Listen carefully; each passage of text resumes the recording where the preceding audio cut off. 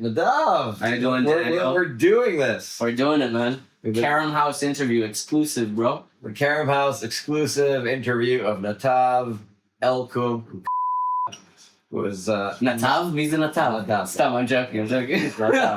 So, very excited. So, my name is Daniel Gindis. I'm one of the founders of Kerem House. We're a community events organization. We do volunteering. We're with the English speakers, young professionals. Coolest community in Tel Aviv by far. We've done over 1,000 events since founding June 12, 2019. And we have times in our program, we interview people of interest. We've interviewed political figures, artists, and members of the community worth noting. And Nadav, someone who I personally met even before the founding of Kerem House on a 48-hour play festival. We'll get to that later. And I heard he has a new album coming out. And I thought, you do a lot of cool stuff. I think it would be nice if the people of Tel Aviv who are not in your myriad sphere of artists, producers, video stuff would get to know you a little bit and understand. So you have people doing really cool things just, down the street.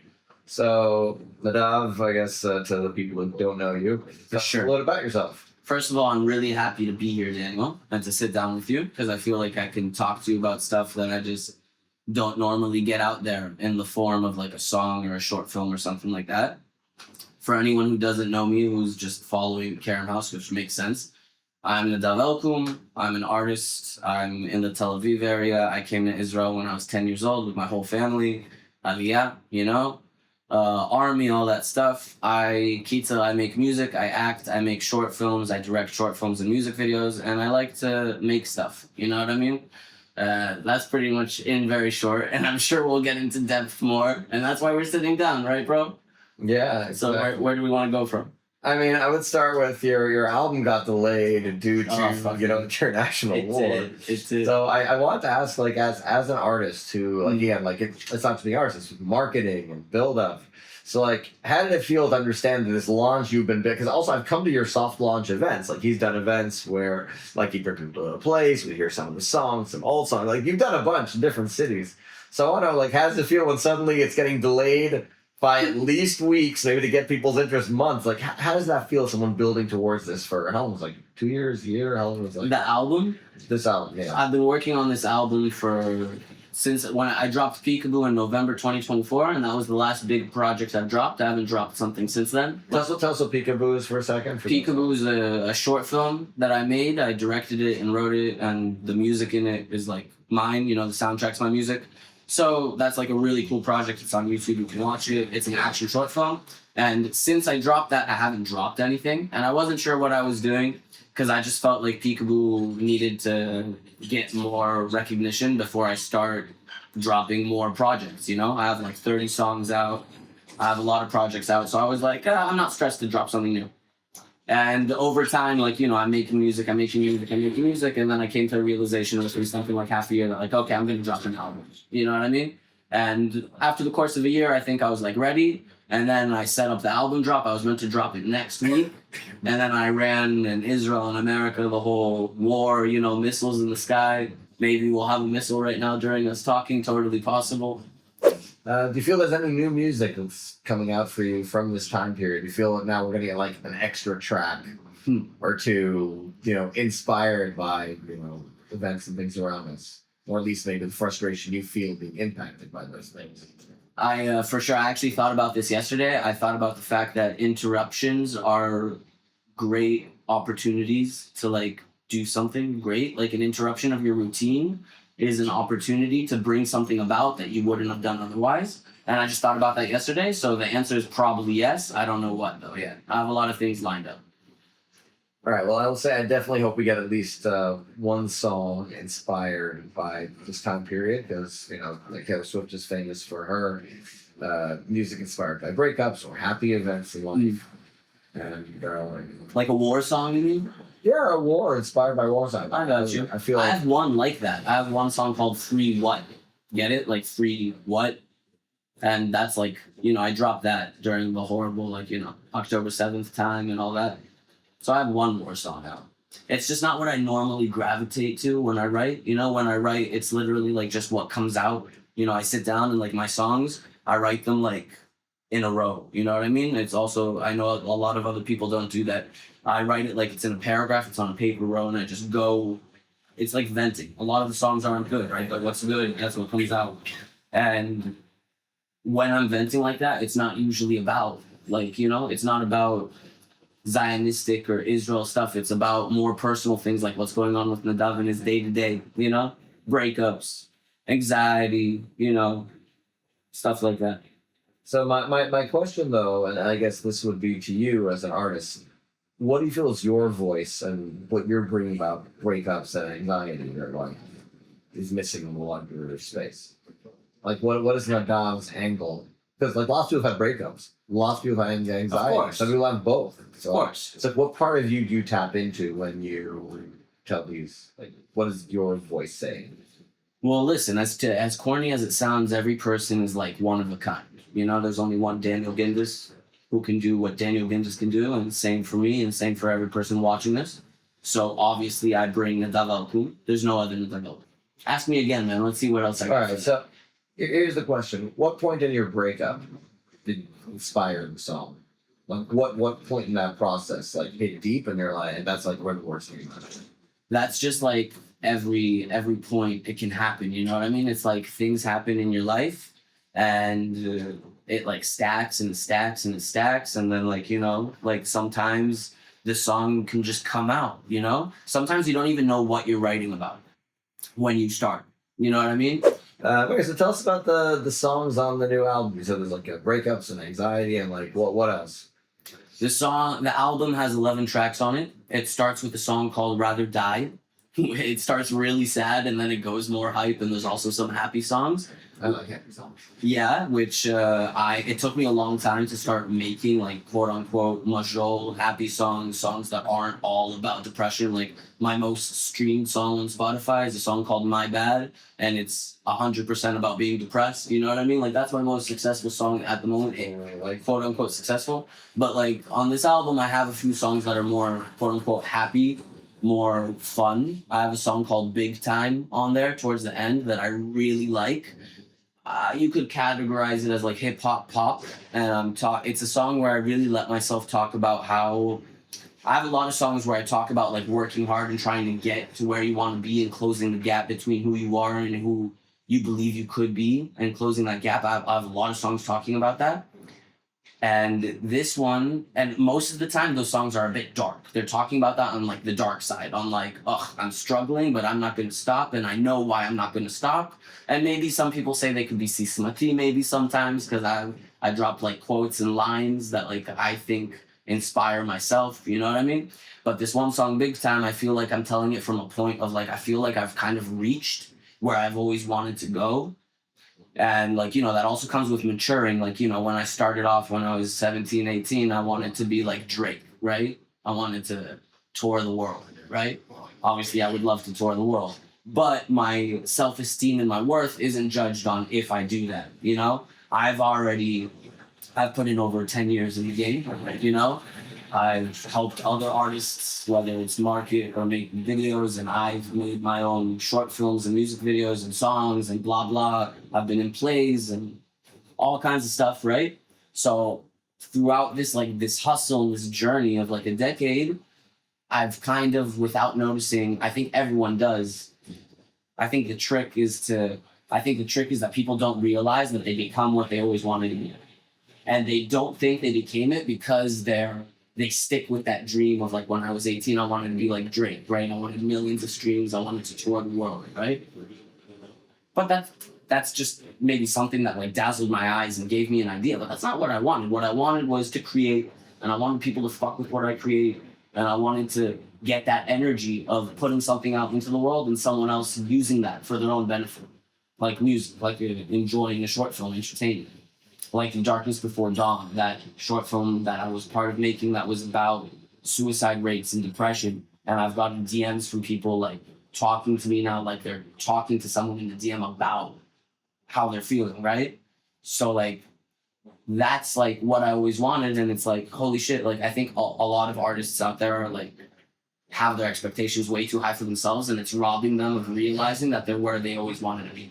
If you have 100 people that fuck with your music, people are like 100 likes isn't enough, but think of 100 people in a room.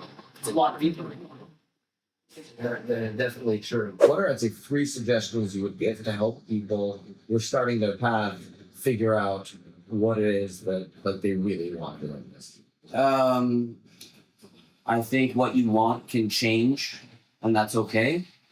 I think don't be stuck in a box, and I think just do. Better to do rather than not do, you know what I mean? Like, to not do is failing worse than someone who tries to do something and fails, you know?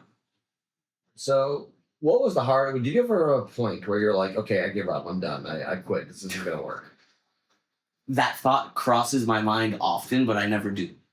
You know what I mean? But I have the thought a lot. Yeah. You never got close. You're never on a fence, and you're like, okay, tomorrow, yes or no? Like maybe I'll. You know. I never actually say tomorrow I'm gonna quit, but I think about quitting often. I'm not gonna lie. I think about it a lot, but never that serious. More like, I guess, just like disgruntled thoughts with myself. Sometimes people who are close to me, I'm gonna bitch about shit. You know, mostly just like financial stuff, how people are faking the business, bullshit. I think anyone would bitch about it if they experienced it all the time. I think it's normal. I never quit though. Such I want to quote my friend Josh Becker. Okay. I don't know if he's ever going to watch this, but he was really into acting, and he did like after university, he worked for different jobs, worked in travel, other things, and eventually, I think he was either late 20s, early 30s, but definitely like a bunch of years after university and professional work, he went to work in London, and I asked him about that before he went. Of the people in the amateur theater community, which is in Jerusalem. Many people like to act, but didn't necessarily take it safely. He was like in every play, including the one play that I did. And I asked him about going to London. And he said that if you can do anything else and be as happy as you would acting, go do that other thing, because acting is hard. But if nothing else will scratch that for you, you need to pursue your dream. Yeah. So I agree with that. You agree with that? Yeah, I definitely do. He's definitely been different cast of characters, both and stuff in London. I was back here as a family and like that. But that's like pursuing the art. But I think you see a lot of people around who want to do it but don't pursue it, right? Because it's a lot. It really is a lot. It's what you said. I've heard that before, and I agree with that 1,000%. I think the ones that actually pursue it. Like pursue it for years and don't quit, even though they're not getting anywhere, quote unquote, because all they have is the 100 people in a room to sell. It caps off. It's that, like, the people who do that, they can't do something else. You know what I mean? Like, I didn't go to university. You know what I'm saying? I don't hate on university. I have a lot of friends going to university. I think it's very useful. But that's not me. I'm not going to go be a doctor or a lawyer or something like that. That's just, I don't see myself doing it. Yeah, but at the same time, there is no school for art in like the organized way. Like they could teach you acting class, teach you an instrument, but right, yeah, getting yourself out there in gigs, like that part, right? Yeah, that's like, there are schools for art, and I think like I don't know that much on the subject because I never went to school. But I definitely believe in experience. I believe in doing things and just learning, you know? And also when you do things, you get out into the world and you meet people. And especially in this business, that's like everything, you know? A great example of that is like me and you, we met years ago at that play that we did. We did a 48-hour play. You wrote it, right? Did you direct it as well? I didn't direct it. You wrote it. The blonde girl, she was cool. She was really cool. Right, so we met at this really cool venture where it was for free. At least I was there for free. I don't know about you. And we went out and we made a play in 2 days, including writing it. So I think like you wrote it for like 12 hours, and then a day and a half was setting it up. I was just an actor in the play. The lead actor and in the play. That's how we met each other, though. You know what I mean? Because we both have love for doing stuff, that we would go out and do something, you know, outrageous and spontaneously without pay. And now we're sitting on a couch and we're talking about bigger things, you know? And that's how it goes, you know? And that's what I mean when I say meeting people, you know? Like, you need to go out. You need to go do stuff. I can very much agree with that. I can say that 100%. Like, that's how we know each other. Right. So it's how we were both proactive. I mean, I can say for myself. And that's years ago. Years ago. I love musicals. When we have the 48-hour play festivals with the stage organized. I thought it was amazing. And every time, first of all, like now that I've been involved in a lot of event production, I'm just very happy when it's not me producing. And I would say things like, wow, every chair, every table, every hot plate, every cable, every minute the place isn't closed, someone organized that. Yeah. Someone did that for you every time. You can't look at it the same anymore. Can't look at the same. You can't, it's like I made a joke with the guy who organizes a travel festival. It's electronic music. I've performed there once. Yeah, really? Yeah. What was I doing? He was actually the first person to ever pay me to perform. Really? Yeah, it was years ago. Yeah, legend. That is awesome. So I told them, I said, everyone here is like dancing and enjoying DJs, live music. But no one understands that you have to talk to like the environmental ministry to make sure that like no deer were crossing the campsite that weekend or they would have pushed you off a day. No one understands the permissions you need to get. Yeah. You need to call the police and fill out a form to a municipal person, and you need to learn how they meet their requests. And everyone who's dancing and singing drives out there doesn't understand. And like when you're an organizer, you understand. You have to book with multiple venues. Yeah. Like you're playing, but other people weren't playing. Yeah, but I've never tried to do something like tribal. That's really hectic. Yeah. Doing something original. Elkum's Rap Camp. You're gonna come out with a music video. I don't know. 2,000 Outdoors shekels. doesn't sound like me. But Include accommodation and food. possibly. That sounds like a lula. We'll help you. We'll take care of that part, so you can take care of the art. We've we'll organize these things. And I think one of the cool things from the Kerem House side is that because for us, we also produce, we help others produce. Yeah. I think we helped you with like promoting one of your shows or something. You helped me promote multiple shows. We did that show at Capella with Promise Right, Day, and you helped promote that. And then also I came by to your party at Hormesis. Did I say the name right? Yeah, Hormesis. So that was that was a really great show. It was I think it was like an Oktoberfest end of holidays kind of party. I had a smaller show at Kiosco in Florentine. That was really nice. It was the first time I ever played piano and performed. It was sick. Yeah, I have a song on the album called Rather Die, which I mentioned earlier. It's the first song I ever produced. So I really liked my performance there at Kiosco. The crowd was super engaged. It was super fun. And right now with this album, I have a lot of events lined up. I'm going to do a show when I drop the album. It should have dropped on the 11th of March. I don't know when you're watching this, but it's not dropped on the 11th of March. It'll drop later. And when it drops, I'll do a show. And then after the show, I'm also going to announce a screening for a new short film. I have a third short film coming out where the soundtrack is one of the songs from the album. It's called The Pakach. The short film. Really? What does that make you think of? Traffic tickets. Yeah, it makes you think of Someone on a scooter. He's like, what is he? What does it make you think of? Who's a... municipal worker? Like a jerk, right? Everyone thinks like Benzel Almaniak is an asshole, is a jerk, right? So I made a short film called The Pakach, and the way I was looking at it when I made it is that this is the best pakach that like Tel Aviv doesn't have one like this, like Megia le Tel Aviv pakach doesn't. You know what I mean? So I can't wait to. And he lets like everybody off, and he's like, I'm not gonna say what happens, but like he's the best pakach that's ever been. I'm curious. Like what is best pakach? Is he like the best of the He city? actually works or hard. is he like works hard? He works really hard and he lets people off. Okay, Kerem House exclusive. I ruined the short film for you. Wow. All right, I guess people better be happy they waited till It's like you've never seen a pakach Tel Avivi work so hard. Get what I'm saying? Like pakach Tel Aviv, you can run away from them on a scooter in 2 seconds. You know what I mean? If they tell you to stop, you just drive. It doesn't matter. That's like stereotype, stigma. You know what I mean? Do you stop? If you're driving a scooter without a helmet and a pakach tells you it's sold, do you stop? I always have a helmet. And Roy Reshef is in the short film. You know Roy Reshef? He's a homie and he's done a few TV roles and he's an amazing actor. He's really talented. And I gave him the main role in the pakach. He's the pakach. Wow. Yeah. First time I direct something and I wasn't acting in it. Okay. That's cool. I'm excited. I hope this drops soon. Make sure to send it to me. It's going to drop an album and then pakach. All right, boys. This could be months, everyone. Could be months. War stops, I'm going to drop the album.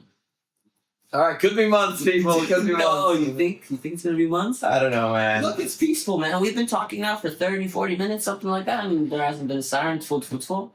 You know? All right. Could be good.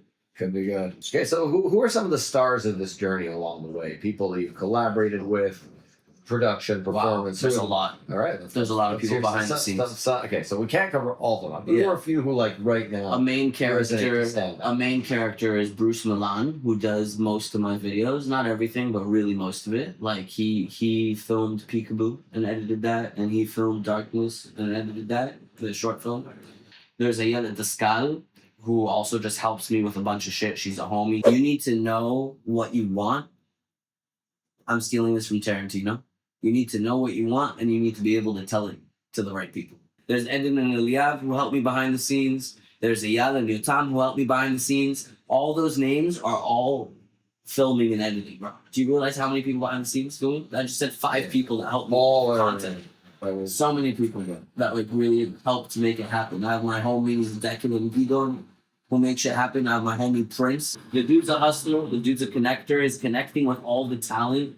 And like, if he wants, he can make features happen and collabs happen, and just like a lot of beautiful stories going. Like, you know, it's not a one-man show. It's not a one-man show. 100%. It's definitely me pushing, because if I don't push, if I don't pick up the phone and call someone and tell them an idea and tell them, will you do it for this price, which is half the normal price, but will you, you know? If I don't do that times 20, you don't have these things, you know? So it's one man pushing from the start, but it's definitely not a one-man show. It's like far from it, you know? You're a part of that show. The amount of times like you've helped me when I'm dropping a project, or you've platformed me to perform multiple times, you know? It's so not one-man show. I'm not sure. How has AI impacted the work that you do? AI, people are gonna hate on me, but I'm down with AI, bro. I'm down with AI. I'll tell you an example. I was editing a short film, the new one, the Peekaboo, and I had an idea while in the editing room. We're editing, we're building it, we have it in front of our eyes, we're watching the story, and I was like, Bruce, if I had a narrator, this would be like, it would just add so much to the story. I could like tell more jokes and I could add more depth if I had like a narrator throughout the whole thing. But I never planned for a narrator. I never hired someone. I never recorded anyone. Thanks to AI, I recorded a voice note of myself. I just narrated the Peekaboo how I wanted it to be narrated. Mm-hmm. And with AI, I changed my voice to like a 90s, 50-year-old narrator guy. Wow. Like if I didn't tell you that and you watched the Peekaboo, I could totally add a credit in there, like narrator, and added fake name, James Stewart. You would believe it. You get what I mean? 100% get me? So like I had an idea on the fly that I didn't plan for, and it's in there. So I'm a fan of AI. It's just how you use it, you know? I was going somewhere again, and I don't remember. I drank too much wine, bro. I think we should cap this interview before I get too tipsy. Sounds great. So first off, really, again, I'll say thank you for coming on our Kerem House interview series. Yo, thanks for making it happen, man. Is there any final words of inspiration to other artists out there? Let's circle back to what we said earlier about your friend. What he said that if you can't imagine yourself doing anything else, then do it. If you can imagine yourself doing something else and having a good life and being happy, go do that. You know what I mean? But if you're that type of person where you have an idea and you want to bring it to the world and you can't let go of it, just go do it. Go do it, fall on your face, do it as much as possible. That could be in the song. It probably is already. Probably is. Yeah. Excellent. So I want to say to Nadav, I don't know. My man. thanks a bunch. We need to do this again for real. Really happily. It's Yeah. always good to see you. And hopefully we'll see him at future Kerem House events. Follow our different platforms, and we have a lot of cool stuff coming up later this year, and hopefully for 1,000 years after that. Yeah. I don't know where this is going, whether you're watching this on YouTube or social media, but remember to hit the follow button. It really helps out. Follow Daniel and Kerem House. Follow me and Elkum's network. We have a lot of projects coming, also collaborative, also events of his, and also my short films and music. We can't wait to share it with you, and I hope we do another one soon. Yalla, amazing. Actually, I can't. Can't wait for the album to drop. We're so indie that I'm getting up to hit cap on the record. It's a good ending, huh? Yeah.